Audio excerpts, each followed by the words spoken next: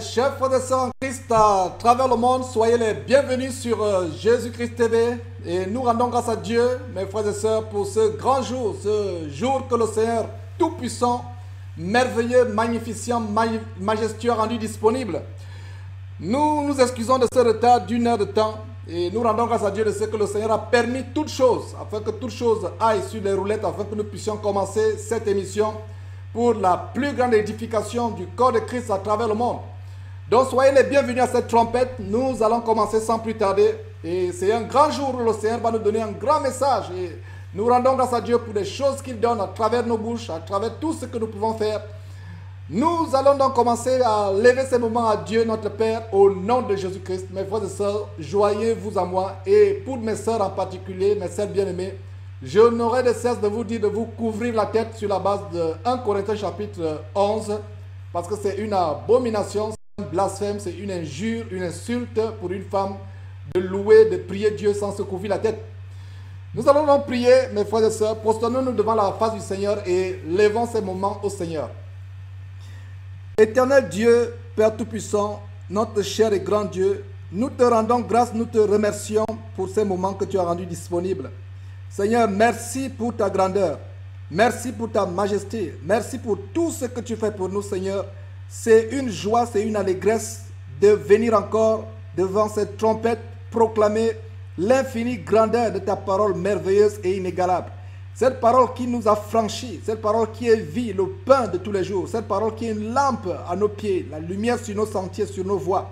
Seigneur, sois magnifié, sois exalté, reçois toute la louange, reçois toute la gloire, reçois la magnificence. Oh, toi Dieu, infiniment saint, Dieu revêtu de magnificence, toi qui habites au milieu d'une lumière inaccessible, au-dessus des cieux les plus élevés, nous t'exaltons, nous t'adorons Dieu. Merci pour la force, le courage, l'énergie et tout ce que tu as fait pour que nous puissions venir proclamer ta parole. Seigneur, merci infiniment pour tous tes enfants qui reçoivent. Merci pour tous les appareils, toutes les connexions, tout ce qui de près ou de loin contribue à la bonne marche de cette émission. Seigneur, merci infiniment pour la plus grande édification au nom de Jésus-Christ. Amen. Voilà mes frères, nous sommes de retour et nous rendons grâce à Dieu de ce qu'enfin nous sommes de retour. Et sur la base de 2 Corinthiens chapitre 2 verset 14, nous rendons grâce à Dieu, gloire soit rendue à Dieu qui nous fait toujours triompher en Christ Jésus. Et non seulement il nous fait triompher pour que nous puissions répandre en tout lieu la bonne odeur de sa connaissance. C'est un grand jour. Voilà donc le sujet que j'ai annoncé quand on a voulu commencer hier, mais qui n'a pas eu lieu. Voilà, nous allons commencer ce sujet grand, à savoir que Dieu n'exauce pas les pécheurs. Dieu n'exauce pas les pécheurs, mes frères et sœurs. Nous ne nous y trompons pas. Dieu n'exauce pas les pécheurs. Et nous allons voir à travers les Écritures quelle est la volonté de Dieu par rapport à la parole. Nous vivons la fin des temps. Les temps sont mauvais. Le Seigneur Jésus-Christ peut venir à tout moment. Et je vous dirais même qu'il est à la porte. Les signes sont là. Regardez l'abomination de l'apostasie, l'abomination, la désolation de l'abomination dont parlait le prophète Daniel établi à son lieu. Les signes des temps, des perversités qui de plus en plus sont monnaie courante, des abominations telles que le mariage homosexuel, contre toutes sortes de perversités. C'est la fin des temps. Pour nous, mes frères, nous devons nous préparer comme une vierge pure. Regardez, imaginez vous que le Seigneur revienne et que vous n'êtes pas prêts. Quelle désolation! Nous devons toujours avoir en l'intelligence, continuer à méditer la parole de Dieu. Et vous avez par exemple la parabole des 10 vierges. 5 qui étaient folles, 5 qui étaient sages. Les 5 sages prenaient garde, faisaient attention à leurs lampes afin que leurs lampes soient toujours éclairées. Et quand l'époux est venu, à un moment où on ne s'attendait pas, les 5 ont pu rentrer dans les noces. Et il sera de même pour le retour de Jésus-Christ. Mais frères et sœurs, nous devons être prêts. Le Seigneur a horreur du péché. Le problème numéro 1 de l'humanité, c'est le péché qui est entré dans la race humaine depuis le jardin d'Éden, Adam et Ève dans le jardin. Ils ont péché, ils ont désobéi à Dieu et c'est ainsi que le péché est rentré dans l'humanité, dans la race humaine. Mais grâce soit rendue à Dieu de ce que le Seigneur a prévu un plan. Le Père, notre Dieu merveilleux, bien-aimé, a prévu un plan depuis Genèse 3:15 pour notre salut, le rachat. Et Jésus-Christ est dans le plan de rachat. La croix de Jésus-Christ est ce que Dieu a prévu pour aller et pour avoir la délivrance. Et nous allons à la croix de Jésus pour avoir non seulement la délivrance de tout ce qui nous retient captifs, mais la délivrance du péché. Nous allons donc évoquer le problème du péché aujourd'hui. C'est le problème numéro 1 de tout être humain sur terre, le péché. Le péché est ce qui nous éloigne de la face de Dieu. Le péché est ce qui attire la colère de Dieu sur nous. Beaucoup de gens disent, voilà, Dieu n'aime pas le péché, mais il aime le pécheur.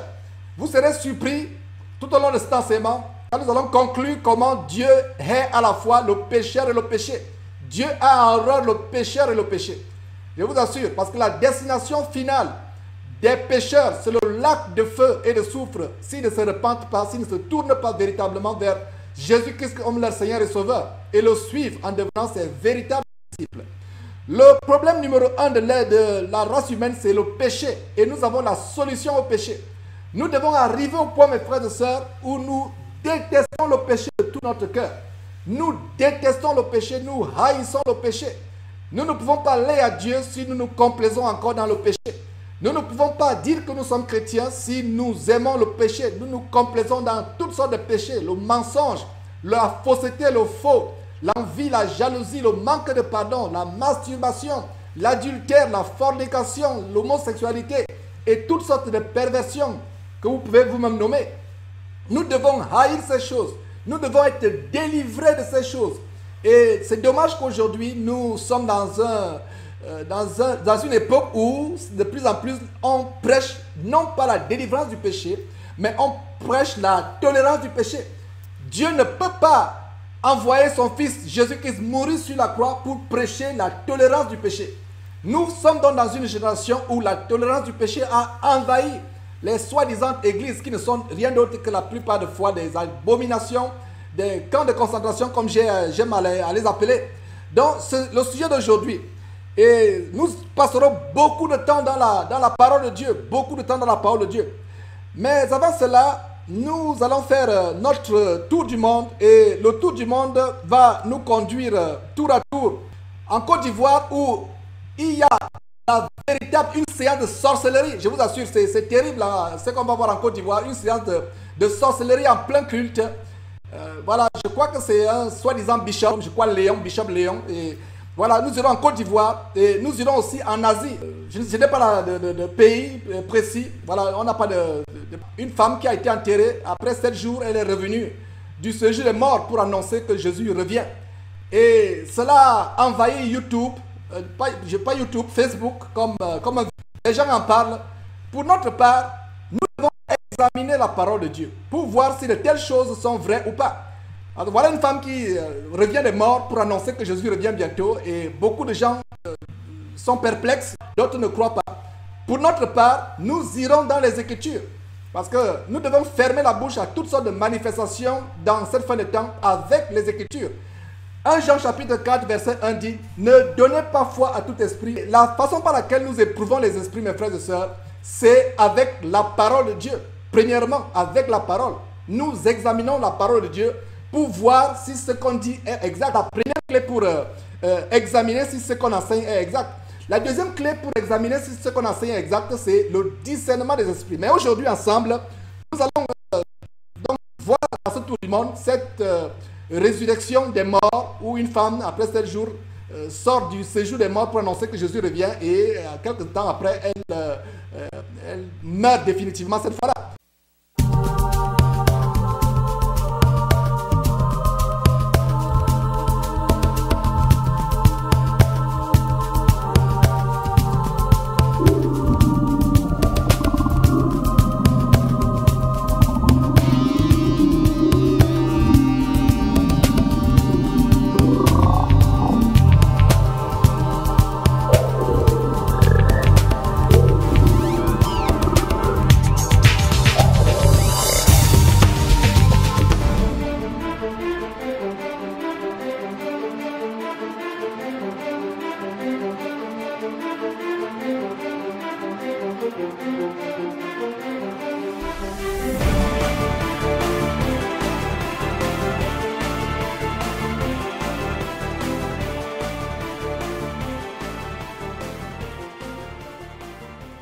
voilà, nous continuons ce tour du monde par la Côte d'Ivoire. La Côte d'Ivoire, c'est quelque chose vraiment d'assez curieux. Je vous assure, quand j'ai vu cette vidéo, ça m'a fendu le cœur. Voilà cet homme qui se prénomme Bishop Ignace Melchizedek Etienne. Voilà, dans cet homme, et comme vous pouvez lire, l'ambassade des miracles du Mirad.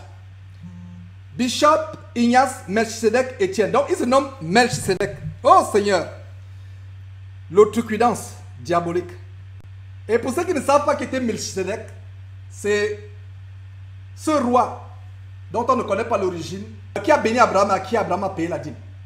On peut lire cette histoire, on pourra la lire, plaise à Dieu. Et si on ne la lit pas, c'est pas grave, allez faire vos recherches. Genèse en parle, Hébreu en parle aussi. Donc voilà cet homme, Bishop Ignace Melchizedek Etienne, et apôtre fondateur du Mirad Église. Donc voilà le Mirad, cette église qui passe sur Jésus-Christ TV. Et la raison pour laquelle je ne connais même pas qui est cet homme. Et cet homme, qu'est-ce que vous pouvez lire ici? Il poste le 26 août un update sur sa page. Et qu'est-ce que vous lisez? Ce jour fut un jour glorieux et merveilleux, où le Seigneur Tout-Puissant s'est encore souvenu de moi auprès de son serviteur et représentant le révérend Bishop Miam Léon, Père des Pères. Merci Papa Léon Miam d'avoir écouté Dieu à ma faveur et de m'avoir béni encore à travers cette puissante huile d'onction d'Oreb. Suivez très bien huile d'onction d'Oreb. J'ai le cœur brisé, mes frères et sœurs, en faisant ce tour du monde. J'ai rarement fait eu le cœur brisé. Notre équipe ici, Jésus-Christ, quand nous préparons cette émission, nous étions tristes, nous étions sur le point de pleurer. Je regardais mon frère Boris, il allait vers les larmes, j'avais l'impression qu'il allait pleurer. Moi aussi, nous étions, c'était comme un deuil par rapport à ce que je vais vous montrer. Et nous étions sur le plan de pleurer quand nous voyons l'aveuglement, mes frères et sœurs, dans lequel l'église de Jésus-Christ est arrivée. L'aveuglement. Tout simplement parce que les gens ne lisent pas la Bible. Et voilà donc cet homme qui est sincère. Et quand je lis, je ne sais pas qui est ce Bishop Ignace Melchizedek Etienne, il est tellement sincère dans ce qu'il fait, mais dans l'erreur sans le savoir, parce qu'il n'examine pas la parole de Dieu. Donc il écrit, il poste ce jour-là, c'est un jour glorieux et merveilleux, où le Seigneur Dieu, donc ils attribuent à Dieu des manifestations diaboliques. Et cela s'est passé également avec Simon le magicien. On attribuait à Dieu les scènes de sorcellerie de Simon le magicien. Et voilà donc cet homme que vous voyez ici, Papa Léon Miam. Et vous allez voir. Et en passant de Papa Léon Miam, il y a une vidéo, nous avons fait, on a préparé ce tour du monde, vraiment pour vous ouvrir les yeux. Donc ce Papa Léon Miam, qui se dit Bishop, qui a versé l'huile d'onction sur ce monsieur, vous pouvez voir, on va voir, c'est l'extrait d'une vidéo, on a fait un montage, vous allez voir. Et il y a une chose d'abord au niveau de Bishop Miam Léon. Bishop, le mot Bishop, vous voyez là Bishop, Miam Léon, ivoirien. Et vous voyez Bishop Ignace, vous voyez là Bishop Ignace. Le mot Bishop. Je vous pose la question. Est-ce que l'anglais se parle en Côte d'Ivoire? Je ne pense pas. Est-ce que l'anglais se parle en France? Parce que Bishop Miam, Papa Miam, selon ce qu'on appelle, Léon, est en Côte d'Ivoire. J'ai des bien-aimés frères en Côte d'Ivoire que j'aime beaucoup. Que la Côte d'Ivoire est un grand pays que j'aime. Et je bénis Dieu pour l'église véritable de Jésus-Christ en Côte d'Ivoire. Donc, je pense que voilà, malgré le fait qu'il est ivoirien, ces deux sont, je crois, ivoiriens tous les deux, mais les deux vivent à Léon Miam vit en France. Si je ne me trompe pas, soit en Côte d'Ivoire, soit en France, l'un des deux pays. Voilà, donc je pense qu'il a un ministère en France et un ministère en Côte d'Ivoire. Donc, il s'appelle Bishop. Parle-t-on anglais en France? Pas du tout. Pour ceux qui ne le savent pas, quelqu'un m'a posé la question, mes frères, qu'est-ce que signifie Bishop? Bishop, ce n'est pas un mot français. Bishop signifie évêque en anglais. Bishop. Bishop tel, bishop tel. Et on n'a jamais vu, mes frères et sœurs, dans la Bible, un homme de Dieu revêtir ce titre Bishop. Évêque, c'est une position dans le corps de Christ. C'est une position de berger. De pasteur, de berger, un évêque. Évêque vient du mot grec épiscopès qui signifie veiller sur un groupe de chrétiens. Donc, si vous, homme, vous avez dans votre église de maison votre épouse et vos deux enfants, vos trois enfants, vous êtes évêque sur ces chrétiens qui sont dans votre maison. Donc, première réaction par rapport à cela, le mot bishop, c'est terrible. Qu'est-ce qu'il y a derrière? Et pour ceux qui peuvent commenter, Envoyez les écrits. Qu'est-ce qui est derrière le mot qui met, le fait qu'ils mettent bishop alors qu'on ne parle pas anglais en France, ni en France, ni en Côte d'Ivoire? Je n'ai pas encore de réponse, mais c'est quoi? C'est de la frime. C'est être snob. Ça sonne bien aux oreilles. C'est pour être mieux respecté, pour mieux intimider. Voilà. Donc, voilà ce monsieur Bishop qui pose sur son mur. Et on peut voir quelques détails de son mur, et voilà. Et il y a eu des commentaires, beaucoup de commentaires à la suite de ce posting. Beaucoup de commentaires, des gens qui ne sont pas bénis par ce qui se passe, par ce qui s'est passé ce jour-là, des actes de sorcellerie. Et donc, c'est le sujet de Jésus-Christ TV, aujourd'hui, le deuxième tour du monde. Sans plus tarder, je vais vous montrer la vidéo qui fait référence, qui n'est rien d'autre qu'un acte de sorcellerie ce jour-là. Donc, nous allons montrer cela sans plus tarder et nous allons faire des commentaires. C'est choquant, nous avons eu le cœur fendu, comme je vous ai dit, en suivant cela. Je mettrai pause de temps en temps pour commenter sur la base de la parole de Dieu. Et d'abord, cette histoire que quelqu'un se fait appeler papa. Lisons la Bible. Quelqu'un qui est véritablement disciple de Jésus-Christ va faire exactement ce que Jésus-Christ a dit de faire et ne fera pas ce que Jésus n'a pas dit de faire. Ne fera pas ce que Jésus-Christ a interdit. Parce que si vous prétendez être disciple de Jésus-Christ et vous vous opposez, vous vous entêtez à faire les choses que Jésus a interdites, la conséquence, la conclusion qu'on va tirer, c'est que vous n'êtes pas un disciple de Jésus-Christ. Parce que la Bible dit, Jésus disait, mes brebis écoutent ma voix, pas des boucs. Parce que les boucs appartiennent à Satan. Mais les brebis appartiennent à Jésus-Christ. Il dit, mes brebis écoutent ma voix et me suivent. Vous ne pouvez pas dire que vous êtes serviteur de Dieu et ne pas faire ce que Jésus vous interdit, et ne pas faire ce que Jésus vous a dit de faire. Ou alors faire ce que Jésus vous a interdit de faire. Qu'est-ce que Jésus a interdit de faire? Allons dans Matthieu chapitre 23. Avant de continuer. Matthieu chapitre 23, nous allons voir ce que Jésus a interdit de faire. Matthieu chapitre 23, il a dit quoi? Au verset 7, ça parle des pharisiens et des scribes. Et beaucoup d'hommes de Dieu, soi-disant hommes de Dieu aujourd'hui, qui ne sont que des agents de Satan, sont exactement comme ces pharisiens que Jésus décrit dans Matthieu chapitre 23. Matthieu chapitre 23, dans verset 7, ils aiment à être salués dans les places publiques et à être appelés par des hommes rabbi, rabbi. Rabbi signifie maître. Aucun homme en dehors de Jésus ne doit être appelé par les autres maîtres ou quoi que ce soit. Verset 8. Mais vous, ne vous faites pas appeler rabbi, car un seul est votre maître et vous êtes tous frères. Voilà l'interdiction de Jésus. Ne vous faites pas. Alors, je me pose la question, mes frères et sœurs. Posons-nous ensemble cette question. Comment se fait-il que quelqu'un qui dit qu'il est serviteur de Jésus-Christ, quelqu'un qui dit qu'il est Jésus-Christ, qu'il est disciple de Jésus-Christ, pardon, qu'il est chrétien, parce que chrétien vient du mot grec Christos qui signifie comme Christ, à l'image de Christ, comme suivant de Christ. Alors, voilà la question qu'on pose. Quelqu'un va me dire comme ce Jerry Tokobon qui dit, mais Georges, parfois on appelle papa par respect. Il n'y a pas de respect. Alors, vous allez raisonner. Ça, c'est encore le raisonnement à l'homme riche. On raisonne devant Dieu. On veut raisonner. Dieu vous a dit, n'appelez personne. Vous allez dire par respect. Nous ne raisonnons pas. Nous ne raisonnons pas. Ce n'est pas à cause de l'âge. Ce n'est pas à cause de l'âge. Moi, Georges qui vous parle, si Dieu me fait grâce, par la volonté de Dieu, que j'ai les cheveux blancs un jour, celui qui a 2 ans ou 3 ans m'appellera Georges. Si nous sommes frères et sœurs. Ne raisonnons pas. C'est ça le problème des chrétiens aujourd'hui. C'est ça. Nous raisonnons. Dieu va te juger d'avoir appelé quelqu'un par respect. Papa par respect. Mais Dieu ne te jugera pas parce que tu as refusé d'appeler quelqu'un papa pour obéir à Jésus-Christ. Donc, cessons de raisonner. C'est ça le problème du chrétien aujourd'hui. Nous voulons raisonner. Ah, il a les cheveux blancs. Des fois, vous appelez quelqu'un papa, mais vous le maudissez dans votre cœur, vous ne le respectez pas. Ce n'est pas le fait d'appeler papa qui montre le respect. C'est comment vous comportez, la déférence, la considération par rapport à votre façon de parler vis-à-vis de la personne qui montre le respect. Ne nous soyons pas séduits. Et je suis tellement content qu'il y ait des réactions en direct parce que je ne vais pas attendre des commentaires sur YouTube pour... voilà. Ce frère bien-aimé, Jerry Tekobon, qui est un frère vraiment sérieux dans sa marche avec le Seigneur Jésus-Christ, dit voilà, les gens le font par respect. Non, on n'a pas le fait par respect, mon frère Jerry. Jésus a dit n'appelez personne maître. Donc ne le faites pas.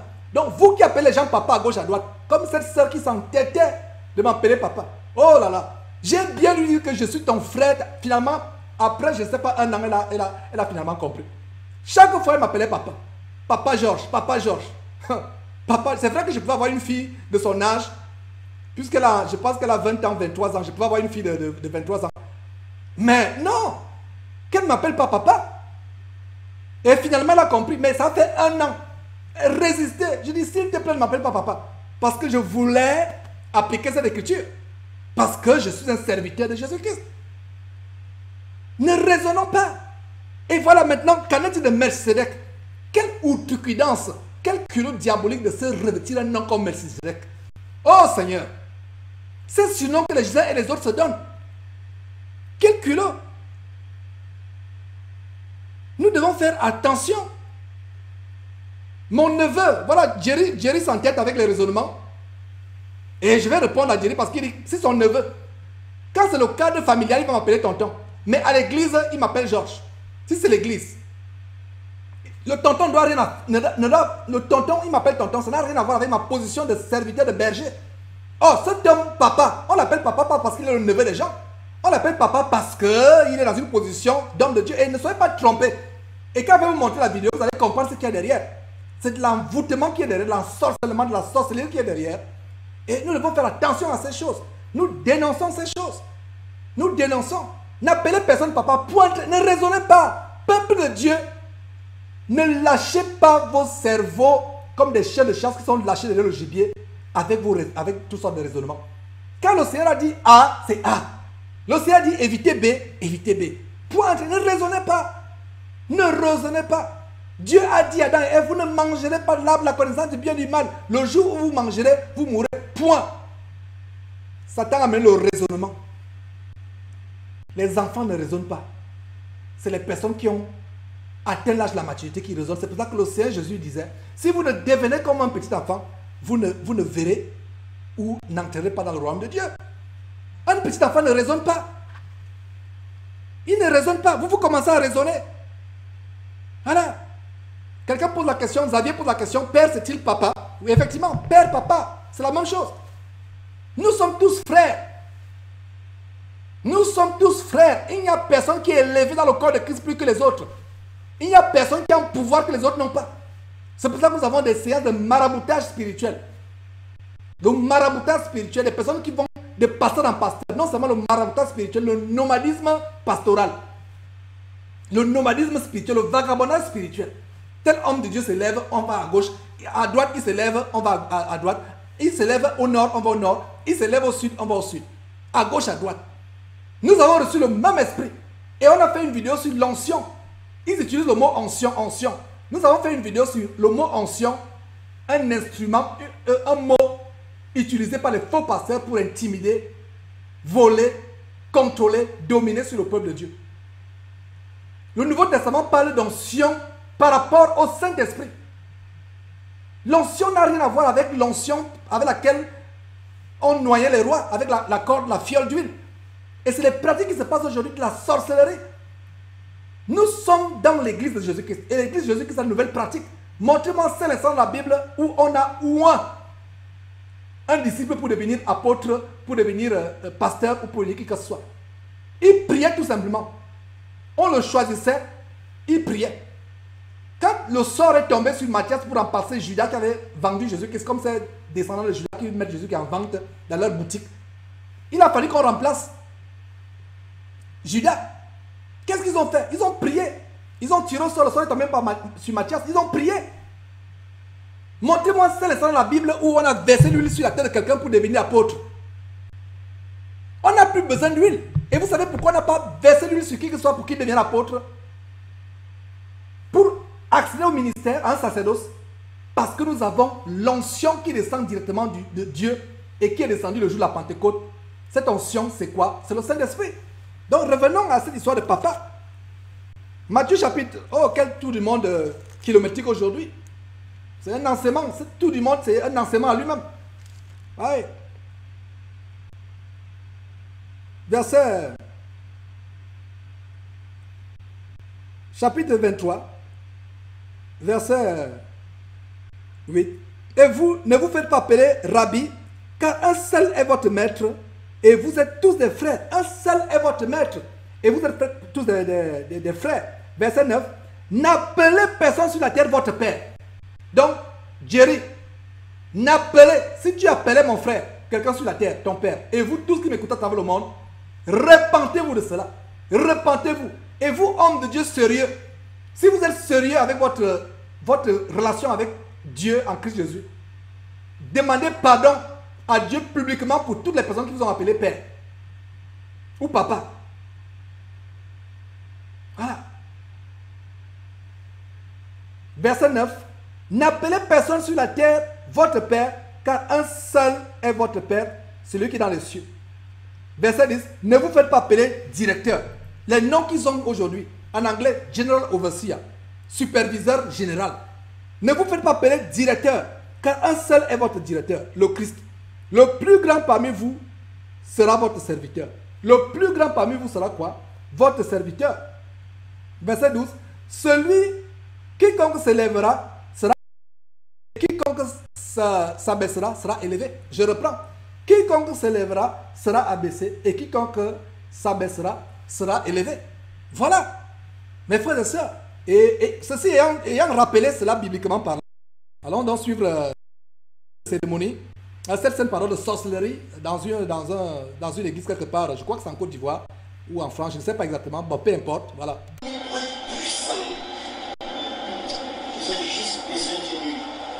Amen. C'est tout. Et il y a des gens qui sont nés pour être des faiseurs d'hommes.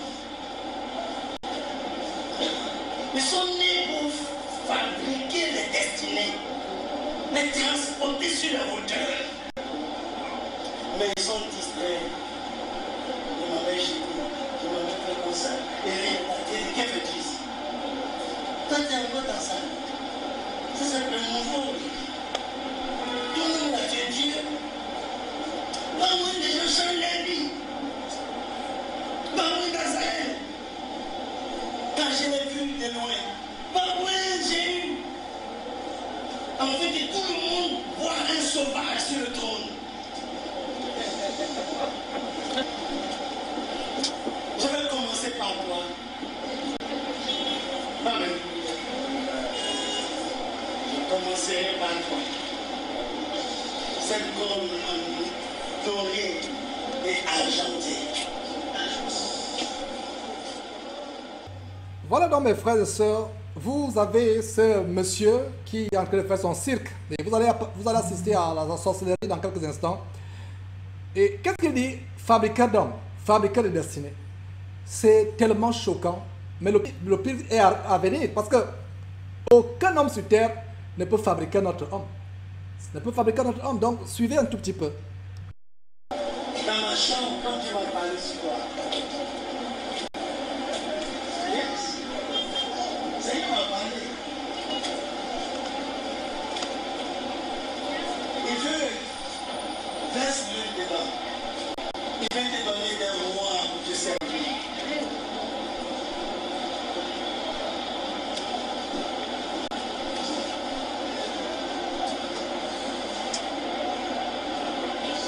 Il veut te donner des princes comme sujet.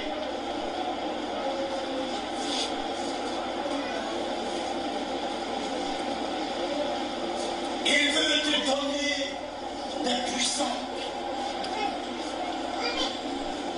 Maintenant ton tour est arrivé. Vous savez, cet homme de Dieu, ce bishop, il vit où? Il vit en France. Ça fait 19 ans environ que je l'ai connu. Quelque chose s'est passé dans sa vie. Un jour, après le programme, il m'a trouvé à la maison. Il avait donné tout ce qu'il avait comme argent. Il ne savait même pas comment entrer. Et puis il est venu enlever ses chaussures pour déposer. Voici comment il est rentré en France. Et son histoire a changé jusqu'au bout.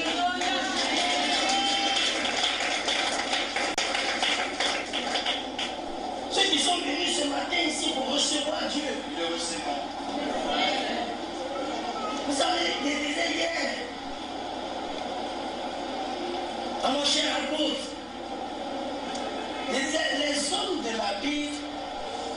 Esaü et Jacob ont fait par là, c'est pas sur la richesse de leur papa.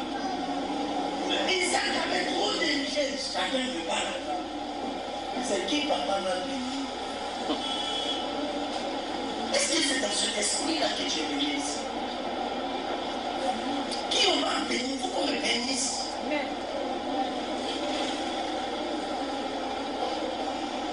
J'ai insisté, je voulais tellement que mon frère soit là pour voir que Dieu lui dit, maintenant il faut te faire un homme. Pour quitter dans ça. Bishop, fais les hommes. Fabrique-les. Tous ceux qui devaient monde d'aujourd'hui. Si tu n'as pas envoyé ma part, parce que moi je sais ce que tu as fait. Attends, si toi tu as mis lui sur quelqu'un qui est devenu roi, qui va regarder? Azaël, le roi de Syrie, tous les trésors de la Syrie passaient chez lui. Et toutes les bénédictions, toutes les richesses d'Israël étaient gérées par Jéhu. Maintenant, tout ce qui était affaires spirituelles, tous les riches cachés qui vont à l'église, font comme ils sont humbles, ça c'est géré par Élisée. Et c'est lui qui mange. Je ne veux plus me battre. Je veux qu'on ait. Il faut voir les gens devenir puissants sur la terre.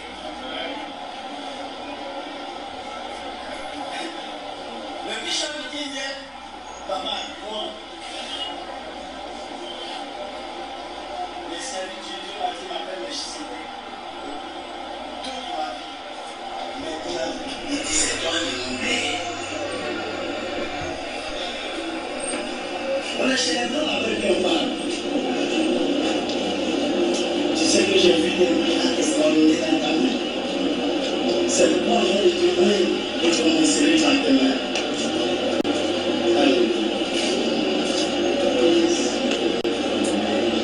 J'ai vu des miracles extraordinaires, des guérisons.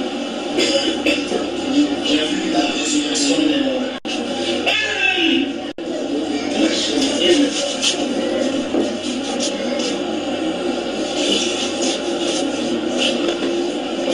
J'ai vu la gloire. Et j'ai vu les nations en équipe. C'est quoi le potentiel des miracles et de la puissance de Dieu que je suis en train de dire à mon Dieu? Non seulement quand tu vas me rencontrer, le temps est arrivé. Oh yes!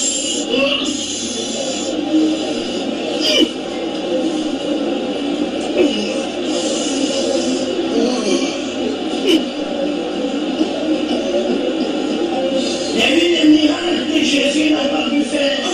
Et il a laissé un paralytique devant la porte du temple pendant 38 ans. Tous les miracles doivent arriver.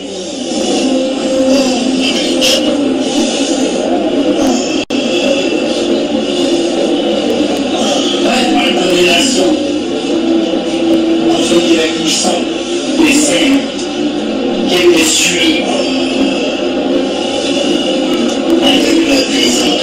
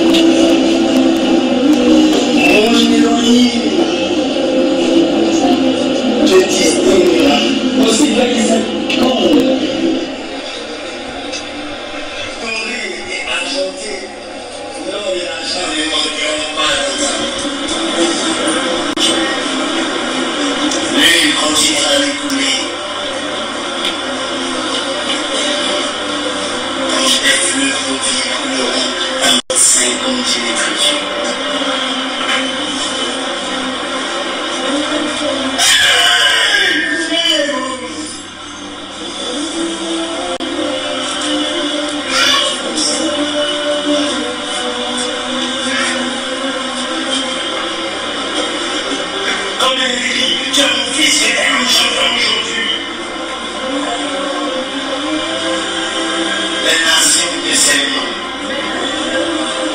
Je suis l'homme de Dieu qui fait cette prière. Avance. Là où tu vis, sois qui est un prophète, un bébé.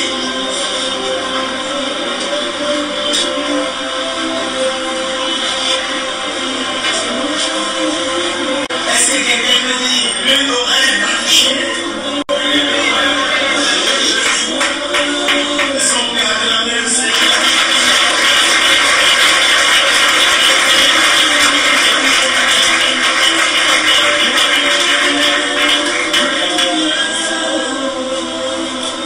Vous voyez comme ça vous parlez les miracles. C'est là que vous avez vu. Peut-être arrivé.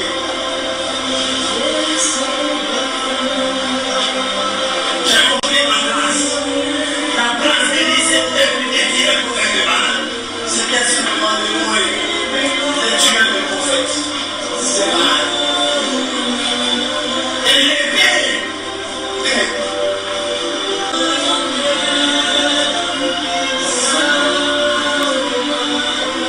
Tu vas étonner ces générations. Les petites choses sont finies. Bon, vraiment, tu vas être long. Les gens sont convaincus que le Dieu c'est mal. Donc, il n'y a pas de résurrection du monde. Quelqu'un vous théorie, quelqu'un dit tu as bien mort aujourd'hui, tu vas brûler Dieu. C'est ça, il est mal. On a été dans les petites choses. Tous ceux qui ont travaillé sans miracle, on va couper les têtes. Jean m'a dit, j'ai bien, c'est pas miracle.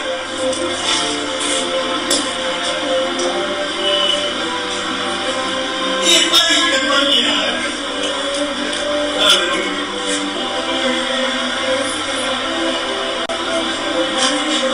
Le fossé des ennemis est déjà creusé.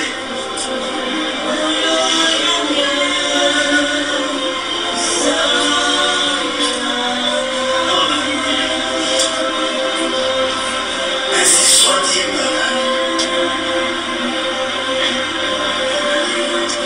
Mais frères et sœurs, c'est abominable ce que nous venons de voir. Ça me laisse en voix. Et comme quelqu'un vient d'écrire, dommage, ma page des commentaires Skype est bloquée, mais continuez à envoyer les commentaires, je vais les intégrer autant que faire se pourra pour le restant de cette émission. Je vous assure, c'est choquant. Et d'ailleurs, Jerry vient de me donner une précision à savoir que ce monsieur qui se passe pour Papa Léon, Bishop Papa Léon, vit en Belgique. C'est des personnes que je ne connais pas. C'est des vidéos qui nous sont envoyées. Des vidéos, mes frères, envoyées toutes sortes de vidéos, des choses abominables qui se passent afin de sonner l'alarme, afin d'ouvrir les yeux aux uns et aux autres. Et il y a des commentaires qui fusent. Quelqu'un qui dit que c'est vraiment la sorcellerie. Je me lève vraiment, ma page est bloquée. Et ce n'est pas un commentaire de Jésus-Christ TV, notre équipe ici. C'est plutôt des personnes qui commentent, qui disent que ça, c'est des actes de sorcellerie qui se passent. Vous voyez la vanité qui est derrière cet homme. Et commençons à examiner quelques abominations. D'ailleurs, vous voyez comment ce monsieur enlève sa ceinture, enlève sa montre, les quelques billets de banque qu'il avait, les met sur le trône de ce monsieur, à ses pieds, et se prosterne devant lui. C'est des choses choquantes, abominables. Je vous pose une question, mes frères et sœurs. J'interpelle votre bon sens chrétien, si vous l'avez encore. Je vous assure. Parce que quand je montre ces choses, je me dis, Seigneur, est-ce que ces gens ont un tant soit peu de bon sens? Est-ce qu'ils lisent la Bible? Quelle Bible lisent-ils? Si Paul assistait à une telle scène, Pierre, Jean, si le Seigneur Jésus lui-même était présent physiquement à cette scène, et ne vous y trompez pas, il a mal au cœur quand il regarde ces choses depuis le trône où il se trouve actuellement, à la droite de Dieu dans les lieux célestes. Il a mal quand il regarde ces choses, quand il observe ces choses. Ce monsieur dit, ceux qui ne font pas de miracles en tant qu'homme de Dieu doivent être égorgés. Et il fait une conclusion, une inférence, en disant que Jean-Baptiste a été égorgé parce qu'il ne faisait pas de miracles. Ça, c'est un blasphème. C'est vraiment le paroxysme du blasphème. Il n'y a pas de mots. que Jean-Baptiste a été égorgé parce qu'il ne faisait pas de miracles. Vous voyez donc ce monsieur qui se fait appeler papa. Et vous comprenez pourquoi il se fait appeler papa? Parce qu'il est idolâtré, il est adulé, il est idolâtré. Regardez au bas de votre écran comment il se prosterne devant un homme comme lui. Et on va revenir sur son Facebook. Ce monsieur a l'outrecuidance diabolique, le culot luciférien de parler des hommes comme Élie ou Élisée. Allez lire l'histoire d'Élisée et de Géasi. Quand Élisée a délivré le Syrien, le général syrien Naaman de la lèpre, le général syrien a gardé toute une fortune pour, soi-disant, bénir l'homme de Dieu, Élisée. Élisée a refusé. Il a refusé. Il a dit, je ne prendrai pas de ton argent. Toi, Syrien, tout général que tu sois, général du roi de Syrie, je ne prendrai rien de ce qui t'appartient. Parce que les dons de Dieu, c'est gratuit. Le Dieu qui t'a délivré de la lèpre, il n'y a rien que tu puisses payer. C'est gratuit. Va avec ton argent, lui a dit Élisée. Géasi, qui a raisonné, comme beaucoup parmi nous, dans le corps de Christ, aiment raisonner. Géasi a dit, mais Élisée, mon maître, aurait dû prendre cet argent. Voilà donc comment, à l'insu d'Élisée, Géasi a poursuivi le Syrien qui avait déjà quitté les lieux dans son char. Avec l'argent, le trésor qu'il avait amené pour donner à Élisée. Il est allé, il était dans son char, s'en allait, il s'en retournait en Syrie. Quand Géasi, corrompu par l'avidité, l'amour de l'argent, comme la plupart de ces pasteurs, comme cet homme abominable que vous venez de voir, qui se prend pour un bishop, pour un papa, Géasi est allé vers lui et il a menti en disant qu'il y a des jeunes hommes qui sont venus et ils ont besoin de vêtements, ils ont besoin de l'argent. Et le général d'armée syrien a mordu, a mangé de ce mensonge et il lui a donné tout ce qu'il voulait. Géasi est allé pour cacher son butin. Mais le Dieu très haut qui ne cache rien à ses fidèles serviteurs a montré à Élisée l'infamie de Géasi, son serviteur. Et qu'est-ce qu'il lui a dit? La lèpre qui était sur cet homme s'attachera à toi et à ta postérité à perpétuité. Et il se pourrait que quelque part à travers le monde, un juif soit lépreux tout simplement parce qu'il est descendant de Géasi. C'est la même lèpre qui s'attache à tout homme de Dieu qui fait de Jésus-Christ un objet d'escroquerie, un objet de vente. La même lèpre s'attache à tout homme qui le fait. Peut-être cette lèpre ne sera pas une lèpre au sens propre du terme. Il y a d'autres lèpres. Beaucoup d'hommes de Dieu ont connu des morts prématurées. Qu'en est-il des menaces de prison ou des emprisonnements? Qu'en est-il des enfants qui sont homosexuels ou brigands? Qu'en est-il des divorces auxquels ces hommes de Dieu sont confrontés? Cette lèpre peut se manifester de plusieurs manières. Et comme vient de dire le frère Xavier, nous avons affaire à des actes de sorcellerie. C'est de la sorcellerie pure et simple. Et c'est terrible. D'ailleurs, il y a une question aussi. Frère, nous avons le droit d'appeler notre père biologique papa. Qu'est-ce que tu en penses? Est-ce qu'on doit se repentir? Très bonne question. Si en tant qu'homme de Dieu, je ne pense pas, parce que quand Jésus-Christ parlait, Jésus-Christ mettrait les garde-fous par rapport aux personnes qui devaient dans le corps de Christ s'élever vis-à-vis des autres. Voilà ma compréhension de ce verset. Je peux me tromper. Si je me trompe, quelqu'un d'autre me corrige. Maintenant, si vous appelez votre père biologique en même temps pasteur papa, parce qu'il est homme de Dieu, c'est là où vous devez vous repentir. Mais c'est votre père. Et on a des cas dans la parole de Dieu où des hommes de Dieu appelaient leur père père. Mais si vous l'appelez père parce que c'est votre relation entre fils et père sur terre, d'accord. Mais si c'est en même temps votre père et pasteur d'une église, si vous appelez père, papa comme tout le monde l'appelle papa, à la fois votre père biologique, à la fois papa de l'église, c'est là où vous devez vous repentir. Je ne sais pas si j'ai répondu à la question, Serge. Et Xavier qui dit c'est juste horrible. Effectivement, il n'y a pas de mots pour décrire cette abomination, cet acte de sorcellerie. Et il y a une chose qui s'est passée.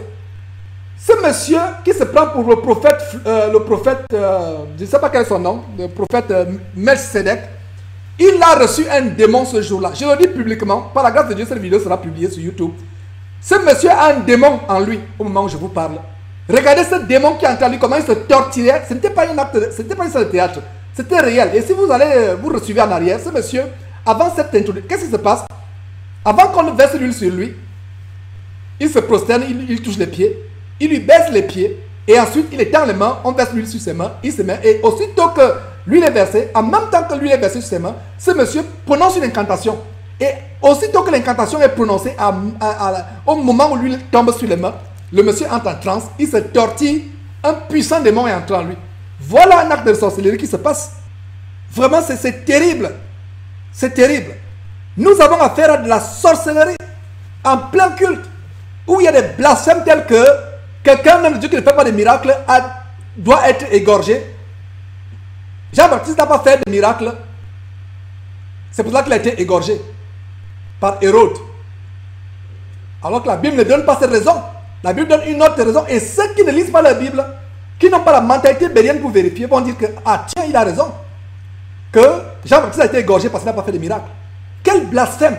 Oh Seigneur, pardonne à ces hommes-là. Pardonne-leur. Pardonne-leur, je t'en supplie, Père. La parole de Dieu nous donne la vraie raison pour laquelle Jean-Baptiste a été égorgé. Pourquoi?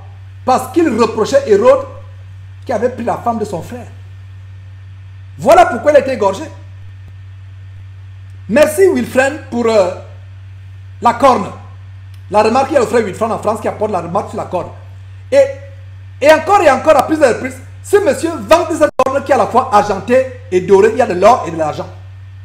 Cette corne, c'est un instrument de Satan. Cette corne, c'est un gris-gris. Je le dis ouvertement. J'espère que vous avez le Saint-Esprit comme moi. Et si vous avez le Saint-Esprit, Dieu va vous montrer ces choses que nous sommes en train de déclarer. C'est de la sorcellerie. Cette corne, c'est un instrument, c'est un fétiche. Et cette salle est sous l'envoûtement. Ils disent Amen, Amen. Comment quelqu'un peut dire Amen à une parole telle que Jean-Baptiste a été égorgé parce qu'il ne faisait pas de miracles? Et qu'un homme de Dieu qui ne fait pas de miracles mérite d'être égorgé. Et vous dites Amen. Dites-moi ce que cela peut être si ce n'est de l'envoûtement, de l'ensorcellement. Comme Jerry Tokobon dit, il y a de l'orgueil, il y a de la vanité, il y a de l'extravagance. Et la parole de Dieu parle de cela. Donc il y a la corne. Nous sommes en train de faire un exercice collectif de discernement. Regardez d'abord la bague. Et alors qu'on suivre le séminaire sur la réforme qui a été diffusé sur Jésus-Christ TV, où Olivier Ndongo et Junior Chabda enseignaient sur la réforme de l'église. Ils vous ont montré les bagues. Montrez-moi ce verset où des hommes de Dieu comme Pierre, Paul avaient des bagues. Jésus n'avait pas de bagues. Tout cela, c'est le pouvoir. Et comme ces hommes de Dieu en Côte d'Ivoire, cet scandale qui a défait la chronique il y a quelques années en Côte d'Ivoire, où des hommes célèbres, hommes de Dieu célèbres entre guillemets, selon ce monde, faisaient enterrer des bébés vivants. L'affaire Béanzin, il faisait enterrer des bébés vivants pour avoir des pouvoirs tels que quand il vous impose les mains, vous tremblez, comme ce monsieur qui tremble. Ça, c'est de la sorcellerie. Ça, c'est des pouvoirs occultes. Et nous exposons ces choses. Nous allons exposer ces choses. Nous allons exposer ces choses. Donc, il y a les grosses croix, comme dit Wilfred. Il y a des grosses croix, comme dit quelqu'un d'autre. Voilà, la croix. Les gros colliers. Les grosses croix au cou. Les grosses bagues. La corne qui a... Une partie de la corne a de l'argent, une partie de la corne a l'argent. Regardez comment elle était soigneusement emballée. L'huile qui est versée. Montrez-moi seul verset dans la Bible où on verse l'huile pour que quelqu'un devienne serviteur de Jésus-Christ. Nous ne sommes plus dans l'Ancien Testament. Je parle du Nouveau Testament. C'est les rois qui étaient oints d'huile dans l'Ancien Testament et aussi ceux de la lignée lévitique sacerdotale. Donc si vous, homme de Dieu, vous faites ordonner par une fiole d'huile, assurez-vous que vous êtes de la descendance d'Élie, de Lévi, pardon, Lévi, pas Élie, Lévi. Et non seulement vous êtes de la descendance de Lévi, mais assurez-vous aussi que vous êtes judaïsant, pas chrétien.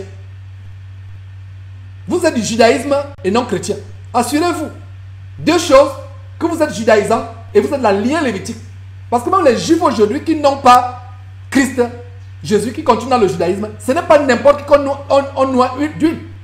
Ils n'acceptent pas Jésus-Christ. Ils ne croient pas que Jésus-Christ c'est le Messie qui doit venir. Ils n'acceptent pas. Donc ils continuent dans la lignée lévitique. En Israël aujourd'hui, ce n'est pas n'importe qui qu'on noie d'huile. Donc ces pasteurs africains, américains, à travers le monde qui se font oindre d'huile, c'est de la folie. Mes frères et sœurs, nous devons stopper cette folie. Voilà. Et nous continuons à avoir des commentaires. J'aimerais qu'on ait des commentaires voilà, pendant que vous, voilà, au bas de votre page. C'est un exercice collectif. Nous rendons grâce à Dieu. Les voix de Dieu sont insondables. Nous pensions que cette émission devait être consacrée à exposer comment Dieu n'existe pas les pécheurs. Je pense que ce serait l'objet d'une autre émission demain. Et que nous allons consacrer les quelques minutes restantes de cette émission à mettre choses en nu pour ouvrir les yeux aux gens. C'est important. Et continuez à envoyer les vidéos, mes frères et sœurs. Continuez à envoyer les vidéos. Il y a quelque chose qui ne passe, qui n'est pas correct. Quand vous examinez les Écritures, envoyez. C'est donc le travail d'exposer. Donc il y a la bien-aimée sœur Honorée qui dit ceci. Regarde bien ce monsieur. Il sait bien ce qui se passe. Il joue un rôle. Et c'est au fond de lui que c'est une initiation. Et je confirme ce qu'Honoré est en train de dire. Ces gens savent. Ils savent ce qui se passe. Il n'y a nulle part ces choses dans la Bible, dans le Nouveau Testament. Je continue à lire voilà les commentaires. Donc les grosses croix, les bagues et tout cela, ils mettent leur gloire dans ce qui fait leur honte. Dit Wilfred. Je fais que vous partagez les commentaires les uns les autres. Ils mettent leur, ils ne pensent qu'aux choses de la terre. Ils prêchent Christ pour leur ventre et leur bas-ventre. Et encore une fois, pour ceux qui ne savent pas pourquoi ils disent souvent bas-ventre, allez regarder l'émission où on expose J'aime Kakou comme un violeur. Et vous allez comprendre pourquoi je parle ventre et bas-ventre. Donc le bas-ventre fait référence au viol, aux adultères, abuser les fidèles dans l'église. Les actes de sodomie, comme ce passage américain que nous avons exposé, qui a passé le temps à sodomiser des jeunes garçons pendant des années. Il a été publiquement exposé. Eddie Lang, du côté d'Atlanta, dans l'état du Georgie aux États-Unis. Ils prêchent Christ pour leur ventre et leur bas-ventre. Des discours enflés d'orgueil. Et la parole de Dieu a prophétisé. Dans les derniers temps, les gens seront fanfarons, amis de l'argent, fanfarons. Regardez tout ça, la prospérité. Et les gens sont là, disent amen à gauche, amen à droite. C'est terrible. Ça fait mal, mes frères et sœurs. Nous étions au bord des larmes. Je regarde mon frère, il me regarde. Il est au bord des larmes. Je sens comment il est triste. On avait le cœur serré quand on regardait ces choses hier, quand on préparait l'émission. On avait le cœur serré. Chacun était calme dans son coin. On ne se parlait même plus, lui et moi. Nous étions en deuil quand nous regardions ce que nous sommes en train de regarder là. Lancez les pierres, insultez-moi, insultez-nous, injuriez, faites tout ce que vous voulez. Nous allons exposer ces choses. Ceux qui ont la démangeaison d'entendre les choses agréables continueront dans cette poubelle. Mais ceux qui aiment vraiment le Seigneur sortiront. Et je ne doute pas à l'instant qu'il y a de véritables chrétiens qui cherchent Dieu, mais qui ne savent pas que ça ne se fait pas dans la Bible. Alors mes frères et sœurs, vous qui êtes dedans, lisez vos Bibles et sortez de ces choses. Et ce sont leurs disciples qui sont les plus farouches accusateurs, les plus farouches persécuteurs qui nous persécutent. Et tous ces gens qui disent Amen, Amen, Amen, ils sont hautains, blasphémateurs. Et d'ailleurs, que dit la parole de Dieu? Allons dans 1 Timothée, mes frères et sœurs. Allons dans 1 Timothée pour voir les prophéties qui ont été dites par rapport à la fin des temps. D'abord, 1 Timothée chapitre 4, verset 1. Mais l'Esprit dit expressément que dans les derniers temps, quelques-uns abandonneront la foi pour s'attacher à des esprits séducteurs et à des doctrines de démons. Voilà les doctrines de démons, où il y a une fiole argentée et dorée sur laquelle on verse l'huile pour amener quelqu'un au ministère. Des grosses bagues, des grosses croix, des enseignements abominables. Et les doctrines de démons, verset 2. Par l'hypocrisie de faux docteurs, notez très bien, par l'hypocrisie de faux docteurs, portant la marque de la flétrissure dans leur propre conscience. L'hypocrisie de faux docteurs. Voilà ce qui se passe. Cette hypocrisie de faux docteurs portant la marque de la flétrissure dans leur propre conscience. Alors dans 2 Timothée, 2 Timothée chapitre 3, à partir du verset 1, il est dit quoi? Sache que dans les derniers temps, les derniers jours, et nous vivons les derniers jours, il y aura des temps difficiles, car les hommes seront égoïstes, amis de l'argent. Et tout ce que cet homme fait, c'est amis de l'argent. Regardez comment ils sont grassouillés d'un bon point, faisant bonne chère de l'argent, des dîmes, des fidèles, des offrandes, grassouillés d'un bon point, prêchant pour leur ventre, grassouiller leur bas-ventre. Voilà. Ces hommes sont, voilà, sache que dans les derniers jours, il y aura des temps difficiles. Nous vivons des temps difficiles, c'est pour ça que nous sonnons la trompette. Les temps sont difficiles, il n'y a plus, ce n'est plus le temps de s'amuser. Courez pour votre vie, sortez de ces abominations pour votre vie.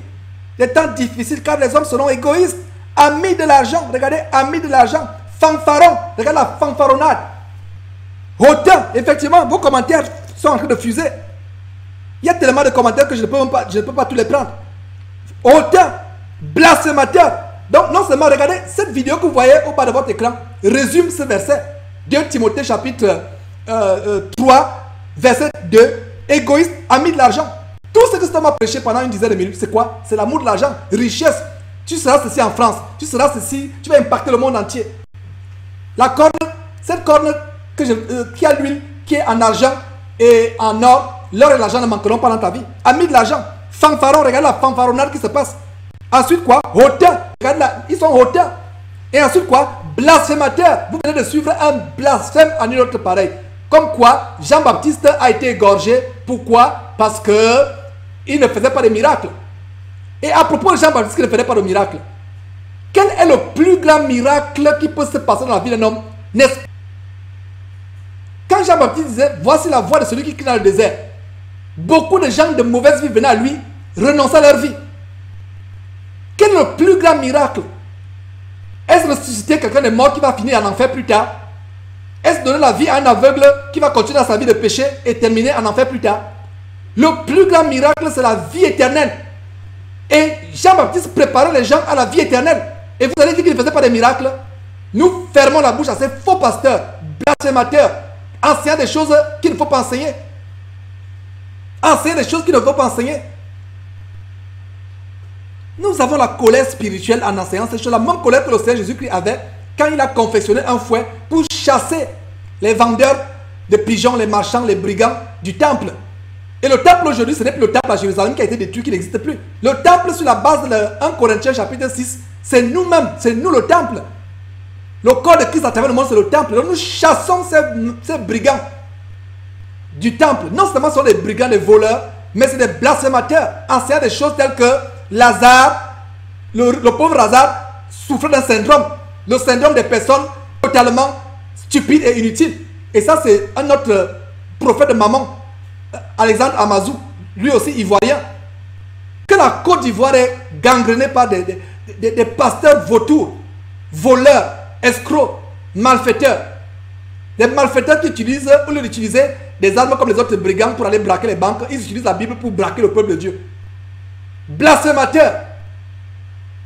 Amazou qui dit que Lazare souffrait du syndrome qui s'appelle le petit. Syndrome des personnes totalement stupides et inutiles. C'est pour ça que Dieu l'a vite ramené au ciel. Nous avons montré cela. Allez suivre l'émission, la vidéo, elle est postée sur YouTube. Et je crois Vimeo aussi. Voilà aussi le blasphème. Je suis en train de vous illustrer le blasphème dont parle la parole de Dieu. Ils seront blasphémateurs. Voilà. Vous pensez que c'est... Voilà des personnes. Donc, aujourd'hui, je vous montre ces personnes au sujet de qui ces prophéties ont été faites. Malheur à celui au sujet duquel les prophéties ont été faites. Malheur. Malheur. C'est à leur sujet que ces prophéties ont été faites. C'est à leur sujet. Que c'est une chose horrible de manifester des attitudes, des comportements, des actes au sujet desquels Jésus-Christ et les disciples fidèles comme Paul et Pierre et autres ont prophétisé. Blasphémateur. Le grand prophète de Dieu, Jean-Baptiste, égorgé parce qu'il ne faisait pas de miracles. Alors que le plus grand miracle de tous les miracles, c'est amener les gens à quitter leur vie de péché pour se convertir à Dieu. C'est le plus grand miracle. Si vous qui m'écoutez, vous avez prêché la parole de Dieu à quelqu'un qui a abandonné le péché, vous êtes plus grand que celui qui a ressuscité quelqu'un de mort. Parce que quelqu'un qui est ressuscité de mort, quelle est la garantie que la personne va tenir ferme jusqu'à sa mort? Alors que quelqu'un qui se détourne véritablement de sa vie de péché a la garantie d'aller au ciel. Et nous sommes là pour amener les gens au ciel. Le plus grand miracle, c'est d'amener quelqu'un au ciel. Et Jean-Baptiste est quelqu'un qui prépare la voie au chemin de Jésus-Christ. Nous voyons des choses terribles. Donc nous continuons toujours dans 2 Timothée chapitre 3. Dans les derniers jours, il y aura des temps difficiles, car les hommes seront égoïstes, amis de l'argent, fanfarons, hautains, blasphémateurs, rebelles à leurs parents, ingrats, irréligieux, insensibles, déloyaux, calomniateurs, intempérants, cruels, ennemis des gens de bien, traîtres, emportés, enflés d'orgueil, aimant le plaisir plus que Dieu. Le verset 5 continue en disant ceci. Ayant l'apparence de la piété, mais reniant ce qui en fait la force. Ayant l'apparence de la piété. Ils ont l'apparence de la piété, mais ils renient ce qui en fait la force. Ils renient ce qui en fait la force. Et nous devons nous éloigner de ces gens-là. Et si vous lisez 2 Pierre chapitre 2, allez lire vous-même, 2 Pierre chapitre 2, qui nous décrit vraiment ces hommes. Comment ils sont. Allez. 2 Pierre chapitre 2 verset 12. D'abord à partir du verset 1. 2 Pierre chapitre 2 verset 1. Il y a eu parmi le peuple de faux prophètes.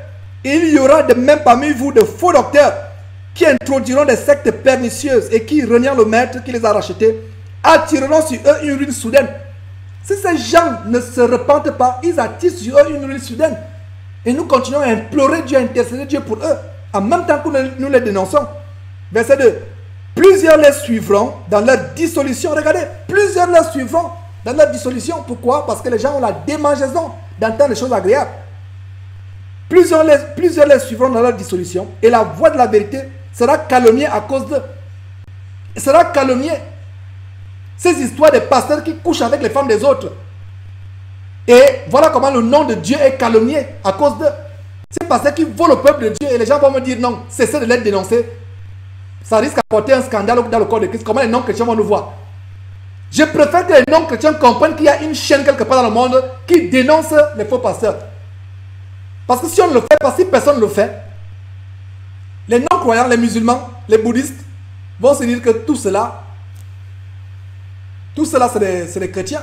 Je me rappelle cette vidéo que nous avons postée où nous exposions la musique satanique de Hollywood avec l'infiltration des Illuminati avec les Beyoncé, Rihanna et autres. Plusieurs musulmans m'ont proposé de les rejoindre dans l'islam.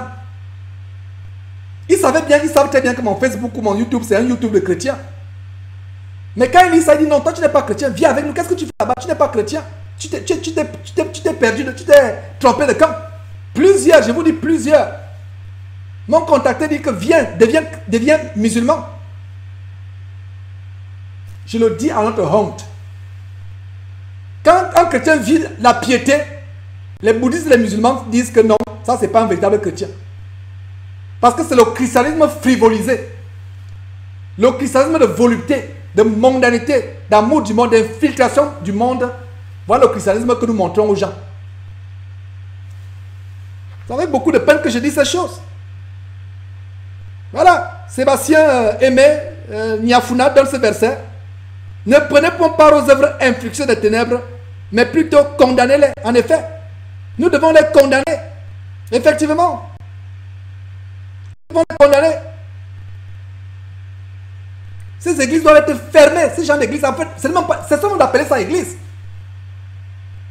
C'est une abomination, c'est pas une église. L'église n'a pas de pancarte. L'église n'a pas d'immatriculation. L'église n'a pas de nom.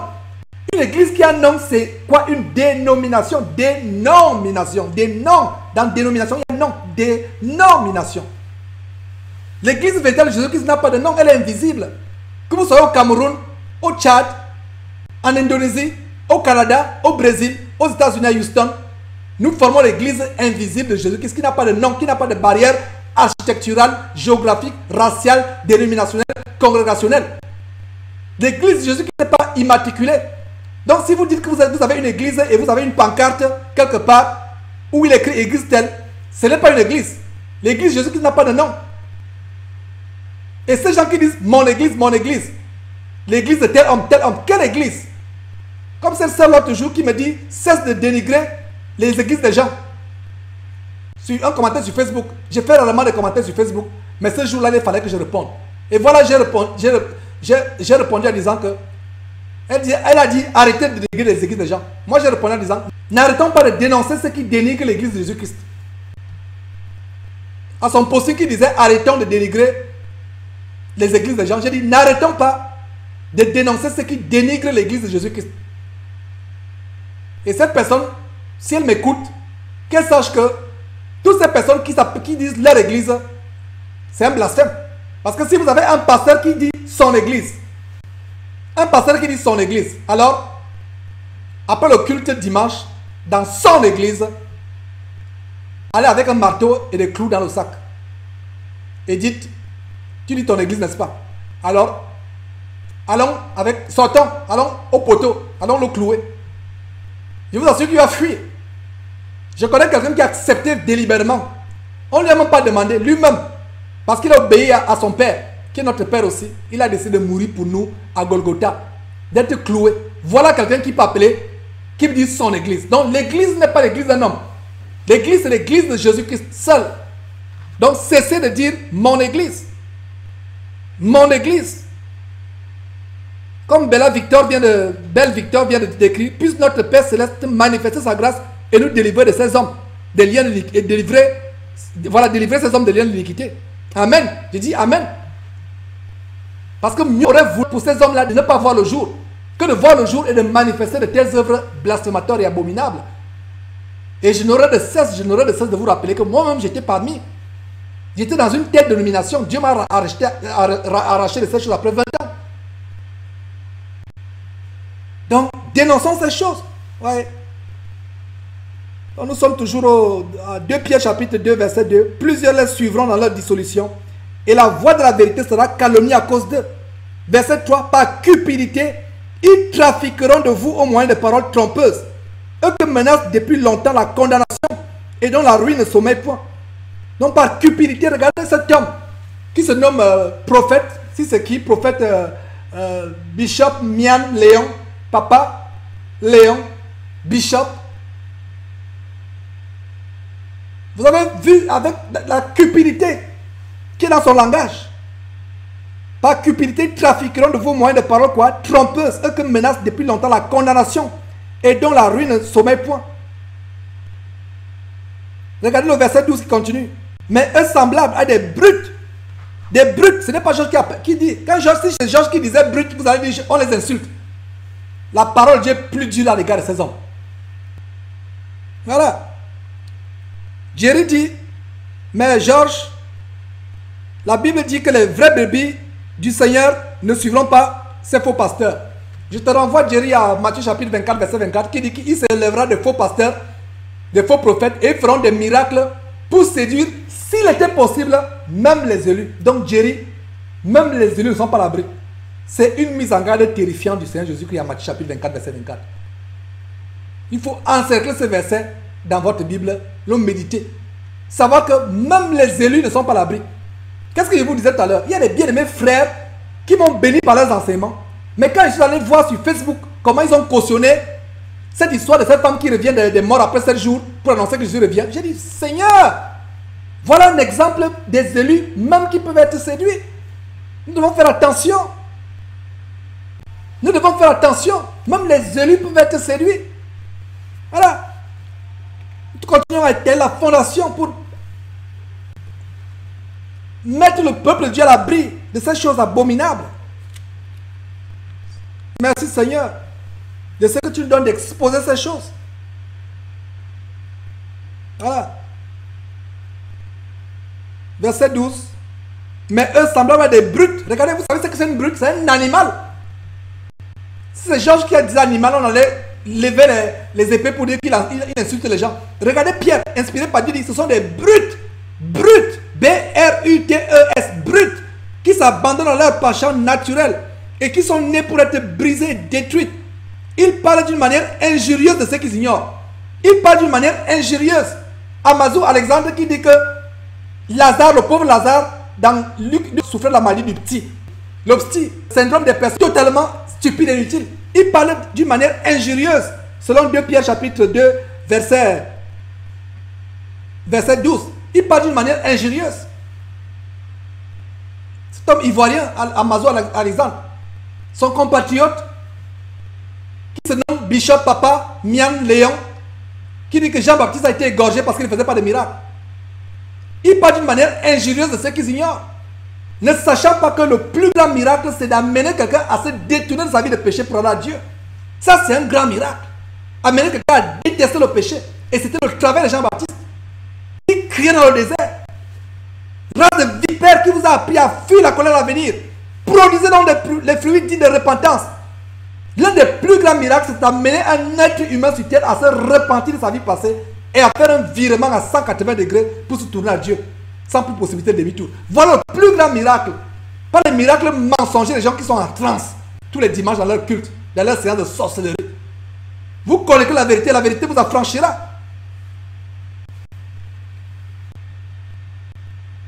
Verset 12. Mais eux semblables à des brutes qui s'abandonnent à leur penchant naturel et qui sont nés pour être détruites. Ils parlent d'une manière injurieuse de ceux qu'ils ignorent et ils périront par leur propre corruption. Verset 13. Recevant ainsi le salaire de leur iniquité, ils trouvent leur délice à se livrer au plaisir en plein jour. Homme carré et souillé. Regardez, ce n'est pas Georges qui parle, hein. Ce n'est pas Georges qui parle, hein. C'est 2 Pierre chapitre 2 qui parle, s'il vous plaît. Verset 13. Qui dit quoi? Homme taré et souillé. Taré et souillé. Ils se délectent dans leur tromperie en faisant bonne chère avec vous. Cet homme vient là pour faire bonne chère, travaillant pour son ventre et son bas-ventre. Verset 14. Ils sont pleins d'adultère et insatiables de péché. Ils sont pleins d'adultère et insatiables de péché. Pleins d'adultère. Tromper leur femme n'est pas un problème. Sortir avec les femmes des autres n'est pas un problème. Depuis que Jésus-Christ TV a commencé, nous avons reçu plusieurs témoignages des femmes qui ont été abusées par les pasteurs. La plupart n'ont pas le courage de venir témoigner ici. Nous avons des histoires d'adultère, que ce soit aux États-Unis, que ce soit en Europe, que ce soit en France, que ce soit en Côte d'Ivoire. Ces gens n'ont pas le courage de venir témoigner. Il y a tellement d'histoires comme cela. Vous pensez que c'est nouveau? Verset 14, 2 Pierre chapitre 2, verset 14. Ils ont les yeux pleins d'adultère et insatiables de péché.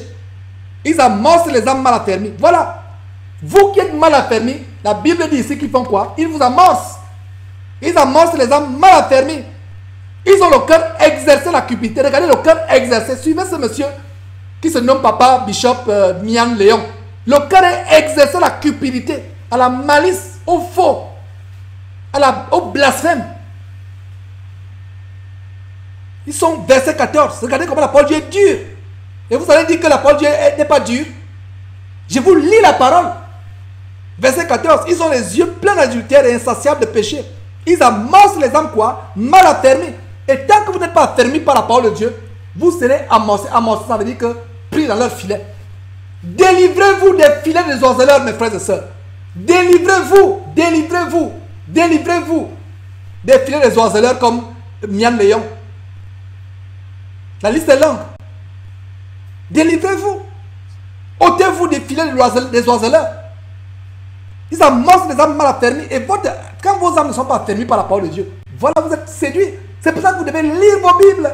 Lisez vos Bibles. Lisez vos Bibles.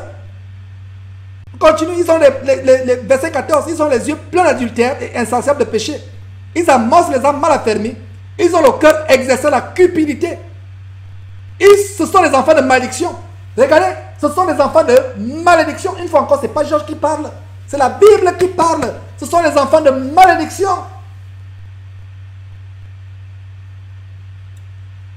Verset 17. Ces gens-là sont des fontaines sans eau, des nuées que chasse un tourbillon. L'obscurité des ténèbres leur est réservée. Verset 18. Avec des discours enflés de vanité. Toujours. Vous avez fait des commentaires. Ils sont hautains, enflés de vanité. Et effectivement, enflés de vanité, les personnes hautains, vantardes. Verset 17. Ces gens-là sont des fontaines sans eau, des nuées que chasse un tourbillon. L'obscurité des ténèbres leur est réservée. Verset 18. Avec des discours enflés de vanité, ils amorcent par les convoitises de la chair, par les dissolutions, ceux qui viennent à peine d'échapper aux hommes qui vivent dans l'égarement. Verset 19. Ils leur promettent la liberté quand ils sont eux-mêmes esclaves de la corruption. Chacun est esclave de ce qui a triomphé de lui. Comment quelqu'un qui est aveugle peut promettre la vue à quelqu'un qui n'est pas, qui est aveugle? Qui est aveugle comme lui? Comment quelqu'un qui est enchaîné au cou, au poignet, aux chevilles peut promettre la liberté? Aveugle, enchaîné par les esprits d'adultère, l'esprit de l'amour de l'argent, maman, la cupidité. C'est terrible. Nous exposons ces choses afin que le peuple de Dieu se réveille. Et non seulement se réveille, se mettre debout. Parce qu'on peut être réveillé et allongé sur le lit. Il est question pour nous ici de sonner la trompette afin que non seulement vous vous réveillez, mais vous vous levez de votre lit, vous avez passé de longues années à dormir dans l'assoupissement spirituel et courir avec acharnement vers le royaume de Dieu. Voilà. C'est des choses que nous montrons. Choses que nous montrons. Regardez le Facebook de cet homme. Nous avons sur le Facebook de cet homme la corne que vous avez vue tout à l'heure, l'huile qui était versée. C'est sur cet homme que l'huile était versée. Et qu'est-ce qu'il dit ici? Ce jour fut un jour glorieux et merveilleux où le Seigneur, Dieu Tout-Puissant, s'est encore souvenu de moi. Ouais. Il pense que c'est quelque chose de correct, alors que ce n'est pas correct. Alors regardez quelques commentaires. Ouais. Alors que le prophète Florent Acre, comme lui dit, Amen, béni, sois béni ma soeur. Bon, je ne sais pas de quoi il... Voilà. Voilà quelqu'un, Ézéchiel Prosper Nouali, qui donne quelque chose, un commentaire de sensé, qui a de bon sens. Regardez là où je suis, ce commentaire dit, s'il vous plaît, j'aimerais savoir si l'huile d'onction est biblique, dans quel passage. Aussi si elle a été recommandée par Jésus-Christ. Effectivement, ce ne l'est pas. Voilà quelqu'un d'autre qui, dont le nom de Skype s'appelle Fils Je suis, qui dit, sortez de cette abomination, peuple de Dieu. Sortez de cette abomination. Et Fils Je suis, le nom de cette personne dans le nom de Facebook est Fils Je suis, dit quoi? Sortez de cette abomination, peuple de Dieu. Je sais qu'il s'introduira parmi vous, après mon départ, des loups cruels qui n'épargneront pas le troupeau. Et il s'élèvera au milieu de vous des hommes qui enseigneront des choses pernicieuses, telles que Lazare souffrait du syndrome des personnes totalement inutiles et stupides. C'est pour ça que le pauvre Lazare a été rappelé très vite au ciel. Des choses pernicieuses, telles que Jean-Baptiste a été égorgé parce qu'il ne faisait pas de miracles sur terre. Alors que le plus grand miracle, c'est d'amener quelqu'un à la repentance. Et Fils Je suis continue, sortez, sortez, sortez. Oh Seigneur. Et quelqu'un d'autre dit que Samy qui dit, la folie des mensonges. Ce cinéma ne trompe plus personne. Je rends grâce à Dieu que de plus en plus les yeux sont ouverts. Et ça montre que le travail que nous faisons ici n'est pas en vain. Voilà. Quelques commentaires. Voilà Claude Samy qui dit, tu es un père et le restera. Et il s'adresse à Dieu ici et il dit gros blasphème. Effectivement, c'est un blasphème. C'est un blasphème.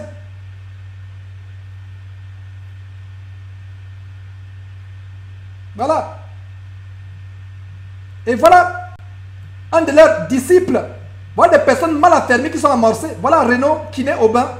Une personne mal affermie. Voilà ce qui se passe. Qui dit, Claude Samy, si tu n'as rien à dire, tais-toi. Personne ne t'a demandé de commenter quelque chose. Et ici, vous voyez, ce n'est pas Aubin qui a réagi. Ce n'est pas Mian Léon qui a réagi. Ce n'est même pas ce prophète qui s'est fait verser la fiole d'huile sur la tête qui a réagi. Ouais. Mais c'est quelqu'un qui est amorcé. Des hommes mal affermis qui ne lisent pas la parole de Dieu. Et voilà, la personne continue. Si tu veux faire commentaire façon, on ne veut pas de ça ici. Tu aimes ou tu n'aimes pas. Nous, on s'en fout. Ok, voilà. C'est terrible. Ces gens qui disent que c'est l'onction, l'huile amène, fait la différence. Que c'est avec l'huile qu'on peut changer la vie des gens. Alors que nous n'avons pas besoin d'huile aujourd'hui, c'est le Saint-Esprit. Ouais. C'est terrible, mes frères et sœurs. Donc voilà cet homme qui a fait l'objet de cette... C'est terrible quand je vois ces choses. Et voilà des personnes qui courent après. Ces personnes, donc voilà deux noms que nous venons d'ajouter sur la liste rouge de Jésus-Christ TV.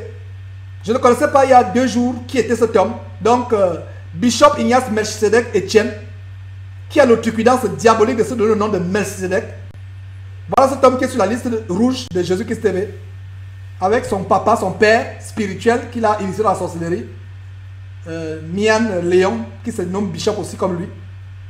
Donc voilà, mes frères et sœurs, c'est des choses abominables que nous montrons afin de sonner l'alarme. Voilà, les cultes qui se passent, des gens, sortez de leurs abominations, s'il vous plaît. Sortez de leurs abominations. Ne prenez pas part à ce qui est impur. Sortez, vous connaîtrez la vérité et la vérité vous affranchira. La vérité vous affranchira, mes frères et sœurs. Vous devez sortir de ces abominations. Fuyez pour votre vie. Comme disait le bien-aimé frère, donc le nom s'appelle, voilà. Sortez de ça. Sortez de ces choses. Sortez de ces choses, mes frères et sœurs. Sortez des filets des oiseleurs. Sortez des filets des oiseleurs. Nous devons fuir ces choses, mes frères et sœurs. Voilà. C'est des choses que nous voulons montrer aujourd'hui. Je pense que nous sommes pratiquement à la fin de cette émission. Et effectivement, comme Jerry commente, ils appartiennent à une bande. C'est une bande de voleurs, c'est des gangsters. Nous les dénonçons. Et nous rendons grâce à Dieu de ce que le Seigneur est merveilleux. Le Seigneur fait de grandes choses. Vous connaissez la vérité vous affranchira. Dit le Seigneur, la vérité affranchit. Nous devons vraiment fuir ces choses. Oh Seigneur. Donc voilà, des choses bizarres, avec des habits sacerdotaux, alors que la parole de Dieu n'a dit nulle part dans la Bible le col Mao, habits sacerdotaux et le chapeau sur la tête. Vous voyez par exemple un chapeau, alors que la Bible dit que c'est un blasphème pour un homme de prier la tête couverte. Vous voyez, un chéchia sur la tête, quelques photos explorant ces choses. Vous voyez, en plein culte avec le chapeau sur la tête, l'homme qui prie la tête couverte déshonore son chef. Voilà cet homme qui est donc allé prendre son pouvoir satanique en Côte d'Ivoire. Voilà. C'est des choses abominables que nous exposons. Et nous rendons grâce à Dieu de ce que le Seigneur, voilà, nous bénit, comme ce commentaire de Romaris, qui dit nous devons rendre grâce à Dieu du fait que cette trompette, voilà, nous amène dans la lumière des Écritures et nous rappelle de rentrer à la sainte doctrine, la parole pure. Il dit amen à ce commentaire. Voilà. Un homme qui prophétise, qui prie, qui donne la parole de Dieu, la tête couverte. Où avez-vous vu cela? Avec les habits sacerdotaux. Du véritable théâtre. Nous exposons ces choses. Et nous allons les exposer tous les jours. Aussi longtemps que quelqu'un peut dire aujourd'hui, afin que personne ne s'endurcisse par la séduction du péché. Personne ne s'endurcisse par la séduction du péché. Nous allons exposer ces choses. Voilà. Mes frères et sœurs, c'est une joie de montrer ces choses et afin que le peuple de Dieu soit délivré. Et si vous avez des vidéos, des choses bizarres, montrez ces vidéos. Effectivement, la sœur Honorée dit que ce sont les juifs des temps modernes. Effectivement, des juifs. Vous voyez, vous pouvez voir là, Myriad. Donc, Myriad, l'église Myriad est sur notre collimateur. Donc, si vous avez des informations, donc voilà comment ils sont en train d'instituer, c'est quelque part en Europe. Myriad, ils sont en train de travailler là-dessus. Myriad. C'est vraiment terrible. Des épiceries qui montent comme cela. Des boutiques qui montent pour escroquer le peuple de Dieu. Et nous exposons ces choses. Et nous ne le faisons pas parce que nous sommes jaloux de qui que ce soit. Parce que nous voulons amener les fidèles qui sont là à nous suivre. Nous n'amenons personne à nous suivre. Nous amenons les gens à suivre le Seigneur Jésus-Christ. Voilà mes frères et sœurs, c'est là, c'est ce que nous faisons. Et la Bible dit, vous connaissez la vérité vous affranchira. Vous connaissez la vérité vous affranchira. Et vraiment c'est terrible. Nous sommes bénis de montrer ces choses afin que le peuple de Dieu soit délivré au nom de Jésus-Christ. Et amenez mes frères et sœurs, envoyez. Dès que vous avez des choses, envoyez. Afin que le peuple de Dieu soit délivré des filets de l'oiseleur. Délivrez-vous des filets de l'oiseleur, mes frères et sœurs. Délivrez-vous des filets de l'oiseleur. Sortez du milieu de mon peuple et je vous accueillerai. Dieu ne peut pas vous accueillir si vous ne sortez pas. Sortez d'abord et Dieu vous accueille. Vous sortez et Dieu vous accueille. Vous ne sortez pas, Dieu ne vous accueille pas. Il faut d'abord sortir.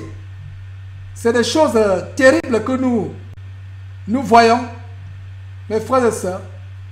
L'apostasie qui infiltre l'église de Jésus-Christ.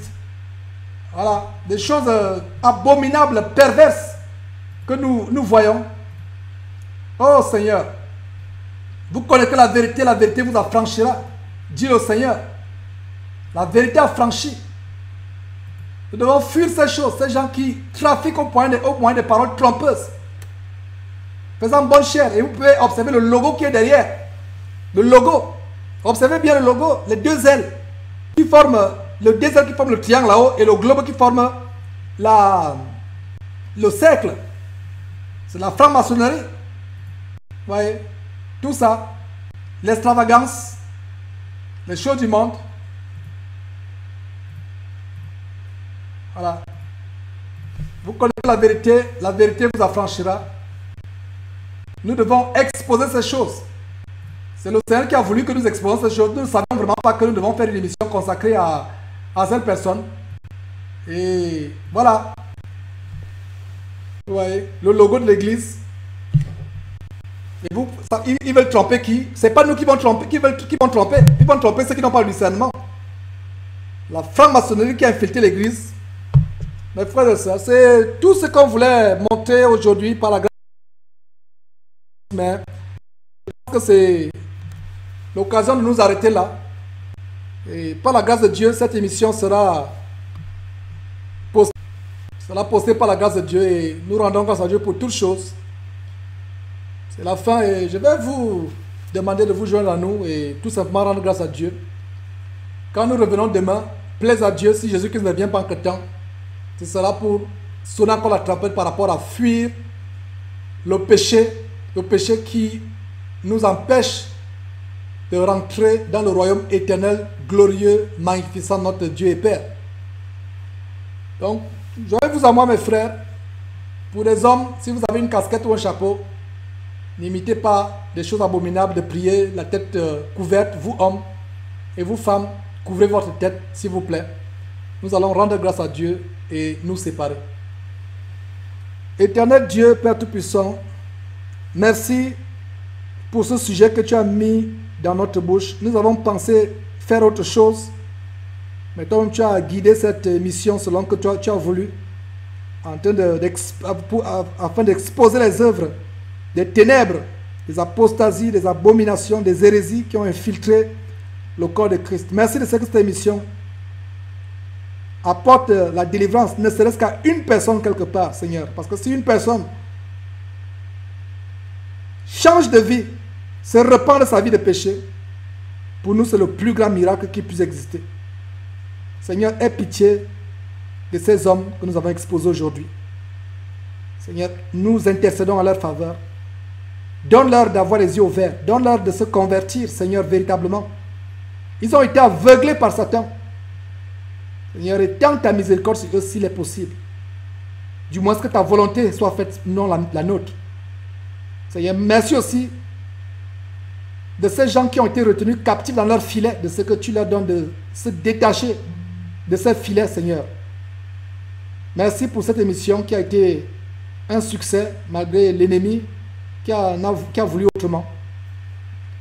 Merci pour la nuit qui a commencé dans les pays tels qu'en Europe, en Afrique, en Asie. Merci pour la journée qui continue aux États-Unis, au Canada, en Amérique latine. Seigneur, merci pour toutes choses. Au nom de Jésus-Christ, nous avons prié. Amen. Voilà, mes frères, c'est la fin de cette émission.